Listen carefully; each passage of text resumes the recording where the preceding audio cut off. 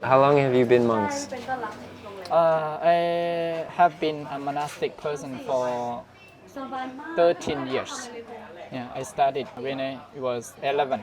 Now I'm 24, so about 13 years. Nice. Yeah, but for him, longer than me, for sure. Oh, wow. So you're both kind of raised in a monastic lifestyle. Yeah. Yeah. He's my senior, yeah, he can. Okay. So where are you from, by the way? I'm from USA. USA. But you have Thai tattoo. Thai tattoo, you have Thai style. Yeah. I like Thailand. You like Thailand. How long have you been here? 8 months. Wow. Do you speak Thai? A little bit? พูดภาษาไทยนิดหน่อย I should speak more. Yeah, it's nice to speak Thai, even it's unclear for foreigners, you know. But it's nice, yeah, to hear foreigners speaking Thai. I think it's the same. I was saying, even if you only speak a little English, it's good to practice. And everyone's like, oh, So shy. It's normal for Thai. Thai people, they are shy to speak out, and Thai students have been taught to learn to pass the exam. I have to say that. Yeah. They're not it's not learning to converse, it's Yeah. learning to get the okay grade. Like just for academic. international school. In international school, they will teach you to speak like daily. Yeah, but in public school may not be like that. Are you both Thai, from Thailand, or from Myanmar? Actually, I was born in Shan State in Myanmar, the same, but I Shan grew up State. here. And he was born there, but he just moved here a few years later. So you speak how many languages? I can speak 5 languages. Which Five is languages. Thai, Pali. Pali not No. able to speak, but I can read, I can write. I just know some words, yeah, meaning I'm not expert in Pali. Yeah, I know Thai, my mother language. I know English. I know Laos. I know Chiang Mai language, and I'm learning Chinese and Burmese language. My friend monk, he was born in a Christian family, but he decided to become a monk and now he's still a monk living in the temple. So when he visits his family is a Christian, but he is a monk. Yeah. So it's complicated, but he did. Yeah. Nice. Yeah, I was raised Catholic, but it's the same kind of like I went to church, but when I got older, I was never so serious. It's just kind of like on paper, I'm a Catholic, but I think, like you said, unless you're practicing like all the time, then maybe it's better just to research and understand. If you're not doing it all the time, then why have the name, Yeah. you know? Including Thai Buddhist, they are Buddhist by the document, by the name. But if you ask them, what do you know about Buddhism? Maybe Yeah. not. Or like many, I don't know, but like many Thai, they will follow holidays and they'll go to pay money or go to temple, but that's it. Yeah, Like, yeah. At home, they don't do anything, but they still sometimes they pay money or they go get blessing, like a lot of superstition, but not a lot of practice. Yeah, it's true. It's Yeah, true. it's Yeah. pretty normal also. Yeah, and in Thailand, I have to share with you that the Buddhist in Thailand is more mixed than pure. A lot of Mixed. things is not the way of Buddhist, is not the way of teaching, but people understand that is Buddhism, or maybe it's fine to practice both. You know, actually Buddhist we never pray, but you will see a lot of people praying to the Buddha, to the tree, to the mountain, to the river, to many things. Yeah, and Buddhism we don't believe in God, right? But you will still see that Buddhists they still refuse on the God. Yeah, even they know that Buddha is not a God. Buddhism never teach about the God, but they still have second mind, yeah, to think about the other God. And Buddhism we don't trust the luck. We trust the reality, action and reaction. Yeah. Yeah, but a lot of people, Buddhists in Thailand, they like to pray for the luck. Yeah, good luck, fortune, whatever. A lot of things mixed from the society, make from the environment, changed by the environment. Buddhism, we believe in the life after death. So not only One doesn't life. mean like die and gone. Yeah. Maybe Reincarnation. depends on the judger. It's not like that. So it depends on our karma that we have done and the karma that we are doing. Like example, we are here because of the old karma that we have done. Yeah, what kind of karma we are doing? It's Samskara. gonna be our destination. Yeah, example, I'm a human. I was born in a good family. I was born in a good country, but I have bad action, have bad thought, bad speech. So this is gonna be my new karma. Yeah. So even I have good karma to be here, but doesn't mean that it's gonna Stay good. stay good. So it depends on my. So have you done like a Vipassana retreat? Yeah. Because there's no requirement to do like a retreat, right? Anyway, it can be for the retreats, but most of people understanding that meditation it should be at the place, at the center only. Actually, it's not like that at all. So retreat is means to practice your thought, your speech, and your action.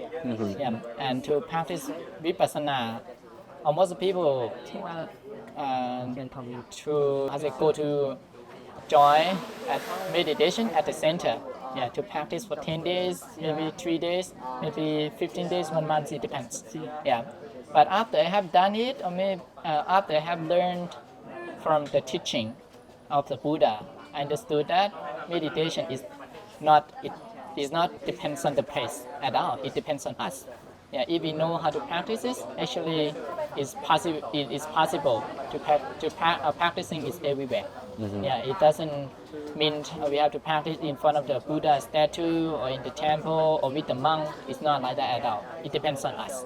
Yeah, if we know how to practice, it depends on us.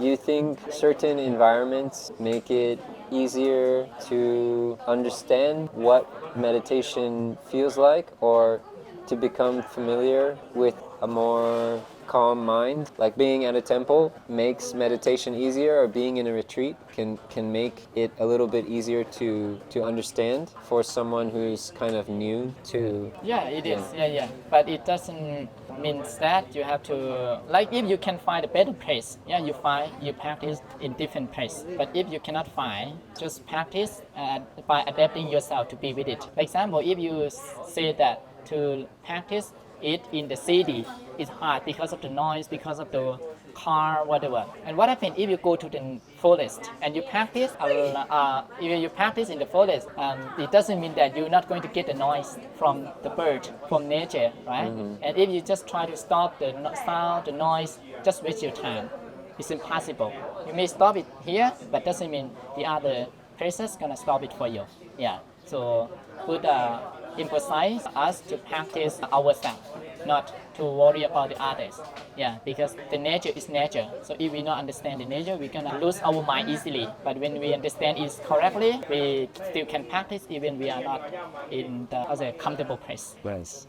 Anicca. Anicca. Impermanence. Yeah, it's true. Yeah, even the sound is impermanent, right? Yeah. Even the things, the life or whatever is impermanent. What is permanent is impermanent. The only thing is change. Yeah. Constant. Yeah. Yeah. So if we can accept the law of impermanence, so we can live happily. Yeah. Even happiness also impermanent, right? Yeah. Even sadness also impermanent. So Yeah. nobody gonna be happy for the rest of life, or gonna be sad for the rest of life.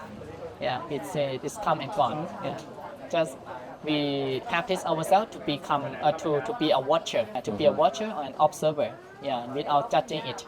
So if we can do like that, we are free. But if we cannot be like that, we are not free. Even you have a lot of money. Like example, I talk with I think Judah couple, Jewish couple, wasn't it? Judah, right? Yeah, Jewish couple. Yeah, Jewish couple. Yeah, they are kind of rich couple, rich family. Yeah, say that I have money, I can buy whatever I want. That means I'm free. I can buy a car, I can buy whatever I want. Yeah, but I say with them, according to Buddhism, you are not free because you still belong to your senses. You still belong to the thing that you see. I like it, I Your don't desires. like it. Yeah, you're still your not free. judgments. Yeah. Your So whenever you can deal with your desire not belong to the senses, the thing that you see, that means you are free. But whenever you still have to feel good, feel bad with the senses, that means you are not free. Yeah, I talk with them like that. So what senses are most challenging for you? I think eyes. Eyes, your vision, like what you see. Yeah, actually, Buddha mentioned about six senses. Six senses: eye seeing, ear hearing, nose smelling, tongue tasting, body touching, and mind knowing the object. So Knowing the senses object. of this are killing our freedom, killing our our peace. Yeah. So we are suffer because of the senses. But if we understand the senses correctly, we're not going to suffer at all. Yeah. Yeah. So imagine that you can live without the senses. That you can feel. You can imagine how the nirvana is like. Yeah. Yeah, like you see the picture. How can you just see the picture, not being the picture? Yeah. Yeah, not take it be a part of your life. Just seeing, okay, this is a picture. Never claim it for, never asking for it, never think about it more. Yeah, you hear the sound, oh, just know it's a sound. You don't have to think it's just sound of bird, sound of animal, sound of human, sound of beautiful girl, or beautiful or handsome guy, or don't have to think about that. Just know it is sound and just let it go this way. Yeah, if you can do like that, finally your attachment is gone. Yeah, and you can be free. Yeah, finally. But if you still cannot do that, what you should do, just practice to shorten it. You don't have to be perfect for the first time, but make sure you can be better, be a better person. How do you know, I guess for an example, if someone has anger problems and their whole life they're like angry person, so really strong identification, right? And they become a monk or become a novice, they start studying, and then they realize, oh, I have a really bad anger problem. Like they are now aware, but they cannot change. So how does someone, you said you were kind of talking about this, right? Like how do you deal with, or for instance, desire? So maybe a guy, he always has a girlfriend. Maybe he always has two girlfriends. And then he says, oh, too crazy, I need to become a monk. Yeah? Good idea or bad idea? I think it's good idea, but it's not the right time. It's not a solution. It's not a solution because the problem doesn't mean it can finish when you become a monk. Yeah, it can finish when you can change your action during that time. Become a monk is not easy if you cannot give up your old action, your old thought, your old behavior. So whenever you can decline it, then becoming monk is easier for you. Yeah. So Buddha answer about the solution of anger. Actually, Buddha mentioned that to understand anger like a fire, like the fire burning rope. Yeah, fire burning our rope. So if we not stop it immediately, it's gonna burn our rope more and more, and finally burning our body and hurting our body and die finally. Yeah. But whenever we stop it immediately, we're not going to lose our rope too much, and we're not going to get hurt. The body is not going to get hurt from the fire, and we're not going to die because of this. The same as anger. Buddha said that anger is like a fire. So when you are angry, so you know that almost everything is bad, right? You lose your peace, you lose your freedom, you lose your happy time, you lose your good thought, good speech, you lose your good action, and you also lose your good environment. You also lose your good friends. You also lose your good family. You lose your money. You also lose your health. When you are angry, you cannot sleep well, right? Yeah. Yeah. When you are angry, do you think you can eat well? Yeah. Impossible. Yeah. When you are angry, do you think you can drive well? Yeah. So you lose almost the good thing. Almost the good thing. What you're gonna get? What the reaction of anger? Just a bad thing with you. So you have friends. Do you think you're gonna have good friends, like humble friends? Actually, no. Just violent friends. Because you are violent, and just the violent people gonna live with you. You like when you're angry, you can fight to people easily, right? And if you fight to them, suppose they are not happy with you, they may call the police, whatever, and you are wrong. So this time you have to pay money to them, right? And you may lose your position easily. Yeah, this is about the reaction of anger. This is one. And Buddha also said that anger is who is angry, who is damaged. Yeah. Example, you are saying something bad to me. If I angry at you, that means I'm double stupid. Because I know that anger is bad, but I still belong to your anger. Yeah. And so that's time we are at the same level. We cannot talk to each other nicely. Yeah. So what it should do, what should we do? Buddha say that when we see somebody angry, we don't have to be angry. When we see someone be angry, we do opposite. Yeah, do opposite, not be like them. Because who is angry, who is damaged. So if we think about this, we're gonna let it go. It's easier. Yeah. Or if in case you don't know what is anger, for sure you can study it for the case of study. Yeah, you can do it for the case of study. But after you have done it, you shouldn't repeat it. For example, you touch the fire. First time you don't know what is fire, you touch it, it's burning you, it's hurting you. Okay, first time it's fun, it's fine. So no more second time. And even you touch for the second time, do you think it's gonna change? No, right? You touch 1, 2, 3, 4 times, it's gonna hurt you the same.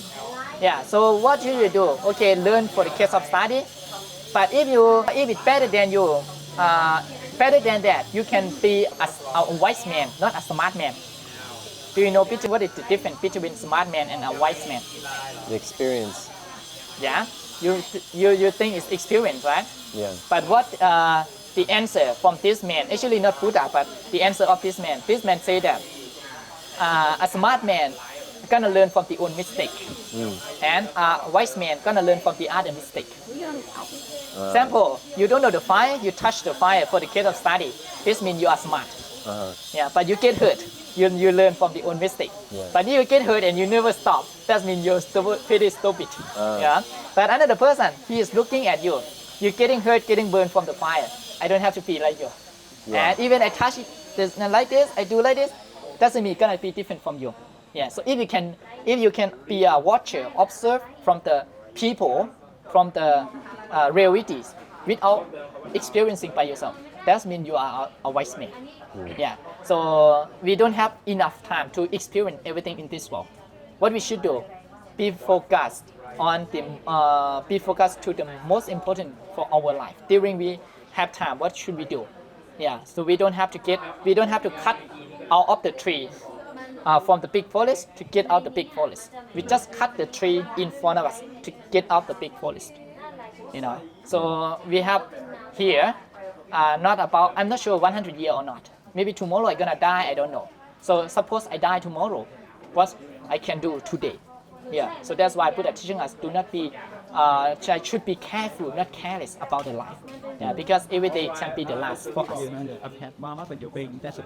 Wow. Is there anything that particularly interesting to you? Or certain story or a text or something that you've been studying lately that's interesting or exciting? I think mindfulness.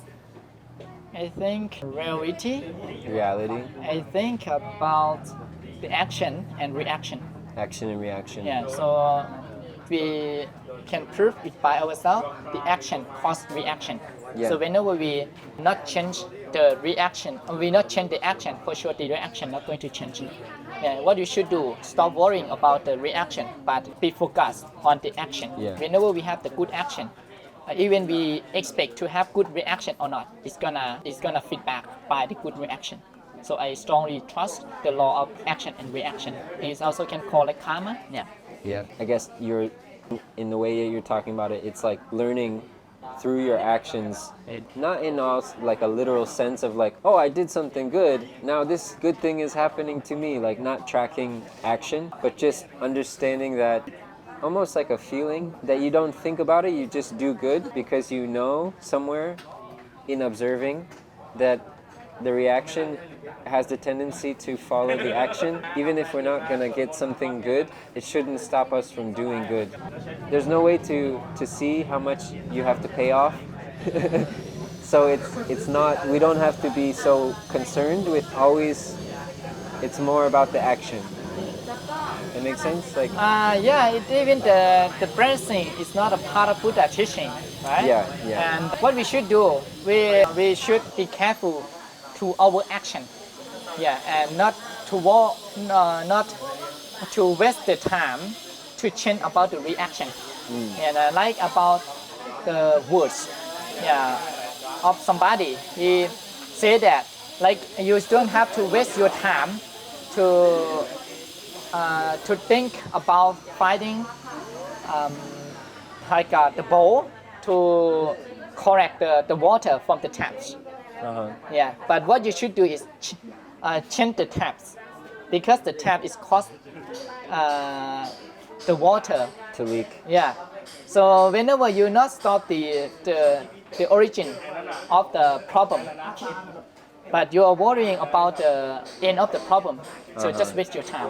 What you should do is solve the beginning of the problem. Yeah. If you change the action correctly, then the reaction is following, even you expect or not. Yeah. So Buddha strongly focused on the action. Yeah. We know every action causes the reaction. Yeah. Buddha said that everything is happen conditionally. Nothing happen accidentally. All right.